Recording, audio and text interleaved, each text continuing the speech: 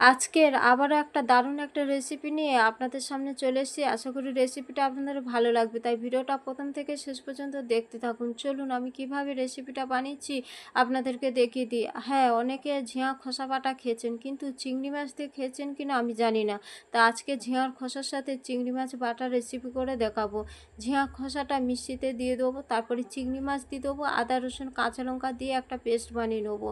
Paste বানানো হয়ে গেছে, এবার কড়াতে সর্ষের তেল দিয়ে দেবো কালো জিরে, একটু নেড়ে চেড়ে তারপর পেঁয়াজ দিয়ে দেবো। পেঁয়াজটা ভালো করে ভেজে নিতে হবে। তারপরে ভাজা হয়ে গেলে ওর মধ্যে ঝিঙার খোসাটা দিয়ে একটু নেড়ে চেড়ে কিছু গুঁড়ো মশলা অ্যাড করব, লবণ, লঙ্কার গুঁড়ো, জিরে গুঁড়ো, হলুদ গুঁড়ো দিয়ে ভালো মতন কষিয়ে নিতে হবে। যখন হয়ে আসবে তখন অল্প একটু চিনি দিয়ে নামিয়ে নিতে হবে। দেখুন, ঝিঙার খোসার সাথে চিংড়ি মাছ বাটার রেসিপি রেডি হয়ে গেছে। এবার ওপর থেকে সর্ষের তেল দিয়ে গরম গরম ভাতের সাথে পরিবেশন করুন। চলুন এবার আমি টেস্ট করি কেমন হয়েছে।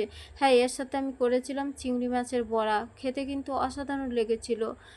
সব মিলে জাস্ট ফাটাফাটি হয়েছিল। হ্যাঁ, যে সকল বন্ধুরা আমার ভিডিওটা ফেসবুক থেকে দেখছেন অবশ্যই করে পেজটিকে ফলো করে পাশে থাকবেন, আর ইউটিউব থেকে দেখলেন অবশ্যই করে চ্যানেলটিকে সাবস্ক্রাইব করে পাশে থাকবেন।